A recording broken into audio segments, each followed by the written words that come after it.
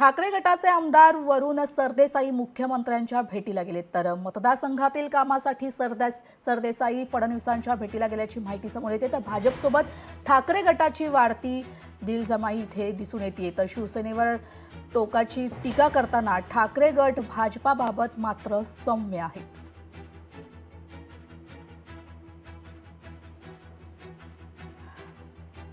आपले प्रतिनिधी चेतन ननावरे आपल्या सोबत जोडले गेले आहेत। चेतन, ठाकरे गटाचे आमदार वरुण सरदेसाई मुख्यमंत्र्यांच्या भेटीला गेले, तर या भेटीचं कारण काय असेल, माहिती, तुमची प्रतिक्रिया?